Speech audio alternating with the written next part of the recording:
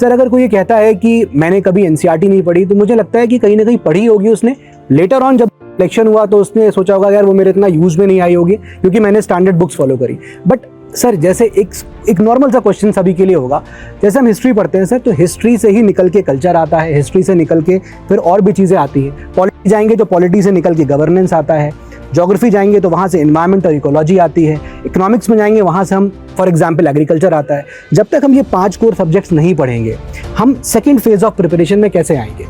Example, किसानों का आंदोलन हुआ, अब वो एक ऐसा इशू है, आंदोलन था, उसमें ज्योग्राफी भी इन्वॉल्व थी, उसमें इकोनॉमी में इन्वॉल्व, उसमें पॉलिटी भी इन्वॉल्व थी। अनटिल एंड अनलेस आप ये 5 कोर सब्जेक्ट्स को अच्छे से पढ़ते नहीं हो और उसके बाद जो कि प्रारंभ में हम लोग कराते हैं, देन नेक्स्ट फेज में अनटिल एंड अनलेस आप इन 5 सब्जेक्ट्स को अच्छे से बुनते नहीं हो, आपकी ये प्रिपरेशन सेकंड फेज में जा ही नहीं सकती। सो आपको पहला स्टेप लेना पड़ेगा जहां पर आपको ये 5 कोर सब्जेक्ट्स पढ़ने पड़ेंगे, उनकी अंडरस्टैंडिंग को ही आप अप्लाई करते हो सेकंड फेज में। जब आप इकोलॉजी एनवायरमेंट पढ़ते हो, जब आप एग्रीकल्चर पढ़ते हो, जब आप गवर्नेंस पढ़ते हो, जब आप कल्चर पढ़ते हो, ये तभी निकल के आया ना जब आपने फर्स्ट फेज को पढ़ा, और उसके बाद आप थर्ड फेज में जाते हो जब आप चीज़ों की प्रिपरेशन करते हो। तो सर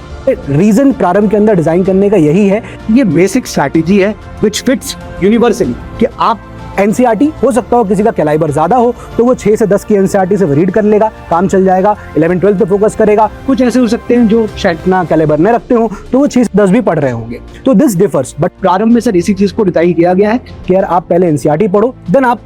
अगले सेकंड फेज ऑफ प्रिपरेशन में जाओ जब हम अपने सेकंड ईयर में होते हैं, and third year which is like obviously practice and practice and practice.